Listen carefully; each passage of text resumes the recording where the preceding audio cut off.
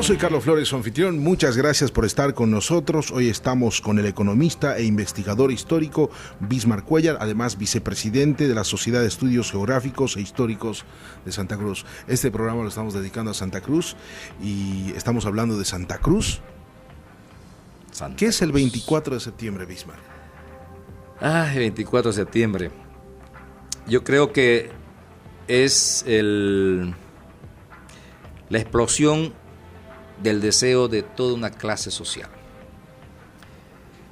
Hablábamos antes de la colonia, donde se crean 6 clases sociales. Tenías el español, tenías venido del continente, tenías el criollo, que era el hijo entre españoles, nacido acá en América. Tenías el mestizo, que era español con alguna nativa o nativo. Tenías el indígena, tenías el mulato, que era mezcla del blanco con el negro, y tenías el esclavo negro. O sea, son 6 niveles sociales que había. ¿Y cómo se llamaba la mezcla entre el nativo y el afro? En realidad vendría a ser un mestizo, o sea, más que todo mulato. Ya se le decía mulato.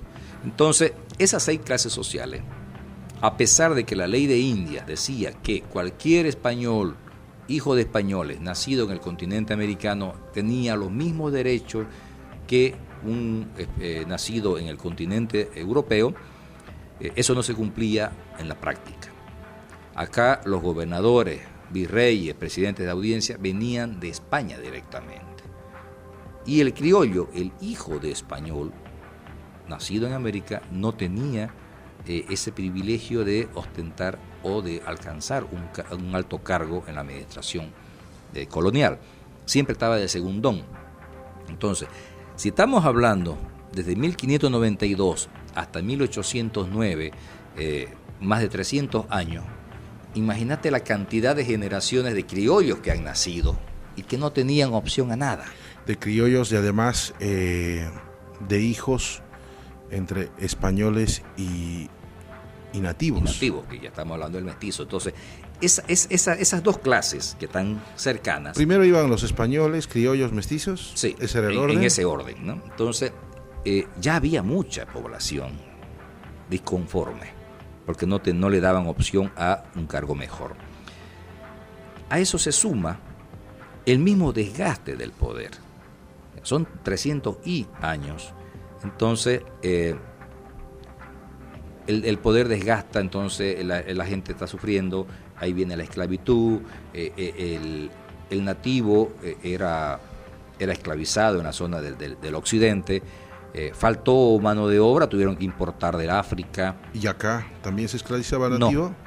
No, acá no había el proceso, no se dio el proceso de esclavitud, acá se hizo un proceso de colonia, de colonización. En ese tiempo ya se conocía el mutum. Sí, él lo registra en su diario y lo tengo en este libro ahí registradito. Cada que le pregunto, cada que le hablo, usted me dice, necesita este libro. Es que todo está acá. ¿Ya? Entonces, si se hubiese explotado mutum en el 1543, se hubiese necesitado mano de obra. ¿De dónde iba a sacar el español? De los nativos del entorno. Y nos iba a esclavizar. Entonces, por suerte, no se descubrió. No se descubrió. Si hubiesen descubierto las minas de oro de Don Mario y Paitití, que están a 50 kilómetros de donde se fundó la ciudad de Santa Cruz de la Sierra, la primera. La vieja, hubiese sucedido también el proceso de esclavitud. Solo entonces, que estaba muy escondido. Claro, como no se descubrió todo eso, aquí hubo un proceso inverso. Se explotó la tierra, se hizo industria, sembradíos, agropecuaria, donde el nativo era encomendado, pero tenía unas ciertas normas. Había lo que podríamos llamar un código social, ¿ya? Que fue hecho por Francisco de Alfaro, donde se le daba 4 días de trabajo al nativo, al servicio de su encomendero o patrón, y el nativo tenía derecho a 2 días para labrar su propia tierra, y el patrón tenía la obligación de prestarle las herramientas y bueyes para que el nativo... Pero de cierta forma también hubo esclavismo, ¿no? O sea, la lógica nos dicta eso, ¿no?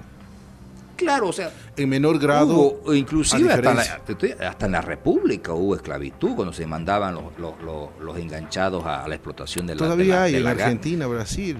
Y lo que habrá acá. Todavía sigue, ¿no? Bueno. Siempre se camufla. Okay. Entonces, si hubiese cambiado, si hubiese habido esa explotación, hubiésemos tenido esclavitud en el Oriente. Pero volvamos al tema. ¿Cómo llegamos al 24? ¿Cómo llegamos al 24? Justamente esos criollos son los que estaban disconformes. 4 principales o cuántos se podría nombrar? ¿Solo es Ñuflo de Chávez? No, Ñuflo de Chávez actúa en la fundación, no en la independencia, ¿no? En la independencia tenemos a los doctores de Charcas, que es donde se concentra la logia.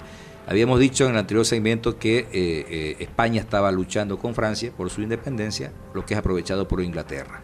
Crea los grupos de logia en América y desde Charcas, en la Universidad San Francisco Javier, se comienza a germinar la idea de la independencia, ¿no? Cuando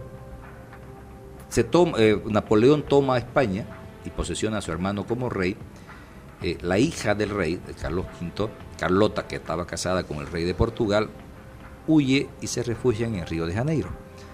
Entonces, llegaban órdenes de diversos lugares. Llegaba del rey Carlos V. Llegaban órdenes de su hijo, que también había tomado el trono, Felipe IV. Llegaban órdenes de José Bonaparte I. Y Carlota, la hija del rey, también mandaba órdenes al virreinato. Entonces, ¿quién mandaba en España? ¿A quién había que obedecer? Era una desorganización terrible. Total. Entonces, el Virreinato de La Plata manda la consulta a los probos de la de Charcas, donde, luego de analizar las cosas, dicen el único rey es Felipe IV. Felipe VII. ¿Por qué? Carlos IV estaba preso en manos de Napoleón. José Bonaparte era extranjero y por tanto no podía ser reconocido como rey. Carlota era mujer y ni siquiera tenía derecho a la sucesión. Entonces, por ser mujer. Y el único que tenía los derechos era Felipe VII. Eso no le gustó a las autoridades, ese fallo, porque significa que ellos tenían que renunciar porque ya habían sido puestos por el anterior rey. Y poder es poder, compañero. Yo no quiero perder el poder. Y traen a los probos de Charcas, destruyen las actas de lo actuado y todo queda ahí. Pero estos jóvenes, entre ellos Jaime Sudáñez, comienzan a difundir al pueblo lo que se había fallado.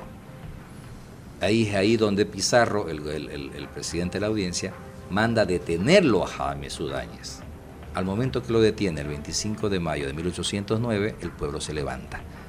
Pero no se levanta, y esto que quede claro, no se levanta en contra del rey, sino se levanta en contra de los sinvergüenzas que estaban ostentando el poder en ese momento, que no querían soltarlo, ¿no?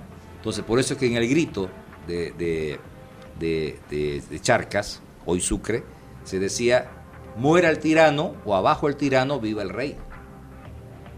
Lo mismo se decía acá. Todavía se respetaba al rey. Porque el primer movimiento o bien fue camuflado, o sea, el mismo proceso que de la creación de Bolivia que te comentaba antes, que ya vamos a llegar a eso, había que buscar un líder extranjero, porque ¿qué pasaba si el pueblo no aceptaba el golpe a la realeza? Entonces había que ir con calma, pero probemos si el pueblo nos apoya. Entonces buscaron una víctima común, Jaime Sudáñez, y un agresor, que era el presidente de la audiencia. Entonces ya cuando las cosas vieron que funcionó, ya actuaron en la segunda etapa. Envían emisarios a toda América. A La Paz, que se levanta en julio de 1809, a los pocos meses de Charcas. En Sucre fue primero. Chuquisaca, las Charcas. Y el 16 de julio La Paz, 15 de agosto Santa Cruz, 1809. O sea, al mes siguiente que se levanta La Paz, se levanta Santa Cruz. Cochabamba. Pero no se levanta, no se levanta Cochabamba, pero no se levanta la españolada o la criollada cruceña. ¿Quiénes se levantan? Se levantan los negros y los esclavos. Aquí, y los indígenas. Aquí, claro. ¿Ya? ¿Por qué? Porque esos emisarios que habían enviado la logia de los independientes de Charcas, ¿ya? Acá Santa Cruz, había difundido que por el respeto que se le había dado al rey, ¿ya? Y el rey en reconocimiento había otorgado la libertad a todos los esclavos y nativos, cosa que era falso. Entonces, y que los patrones que ellos tenían no les querían hacer conocer el documento para no perder su servidumbre. Entonces eso es lo que provoca que el negro se levante, el negro, el mulato, el esclavo, el indígena. Entonces, ¿qué es lo que planifican? ¿Cómo hacemos para limpiar a todos los españoles y criollos? Aprovechemos la fiesta de la Virgen. Acá me estás hablando de la época cuando ya Tupac Amaru, Tupac Katari se levanta, ¿o mucho antes? Mucho después, ya se había levantado. Okay. Entonces, en 1809, estamos ahorita, en 1809, el 15 de agosto, se festeja la fiesta de la Virgen de la Asunta, de la cual el gobernador de la época aquí en Santa Cruz era muy devoto.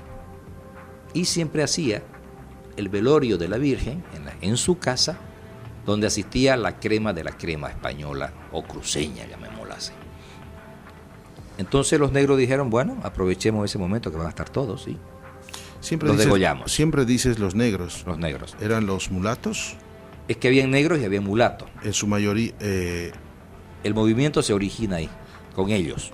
Y después se contagia en las zonas aledañas. ¿Cuánto? Con los nativos. ¿Te animás a arrojarme alguna cifra? Estamos hablando de cerca de 800 personas, o sea, 800. Y en porcentajes, por ejemplo, ¿cuántos eran mulatos o negros? No hay ningún dato de ese estudio, ¿no? Y muchos historiadores no citan, ¿no?, a los afros o a los mulatos. Humberto Vázquez Machicado sí lo cita. Porque siempre se dice que están en los Yungas, estuvieron en Potosí, en las minas. Claro. Aquí el nuestro, no sé si decirle hombre de color o no, pero el negro y el mulato eran mayormente huidos del Brasil. ¿Ya? No se olviden que Brasil sí que era un estado esclavista, una corona esclavista, entonces huían de allá del Brasil, y hay muchos reportes coloniales que registran el ingreso de los nativos de Brasil, o sea, los esclavos de Brasil, que al final quedaban acá. Algunas familias compraban negros en Potosí y lo usaban para su servidumbre. Era algo chic, o sea, algo de lujo, algo de categoría, ¿no? Tener un servidor negro. Es lo que se hacía en ese entonces en Norteamérica. Claro, en Norteamérica, en todas partes era de alguna forma sí. Se tuvo que replicar. Entonces, ellos deciden, los esclavos mulatos y negros deciden aprovechar la fiesta del 15 de agosto, la fiesta de la Virgen de la Asunta. La fiesta se llevaba a cabo en la casa del gobernador, que queda en la esquina de la plaza donde está Entel, actualmente frente a la alcaldía. Okay. Donde está Entel, esa era la casa del gobernador. Entonces, todo preparado, pero ahí viene, yo digo, el golpe de suerte o la infidencia, ¿no? Estaba el negro con su negra conversando y el negro le cuenta lo que iban a hacer. Entonces la negra le avisa a la patrona. La patrona le cuenta a su esposo.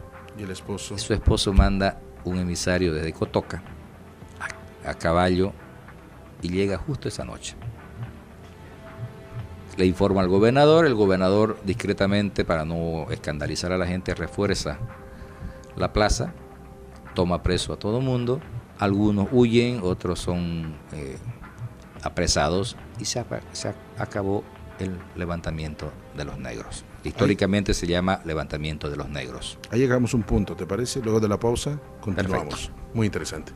Estamos hoy con el economista e investigador histórico, además vicepresidente de la Sociedad de Estudios Geográficos Históricos de Santa Cruz, el señor Bismarck Cuéllar. Ya volvemos.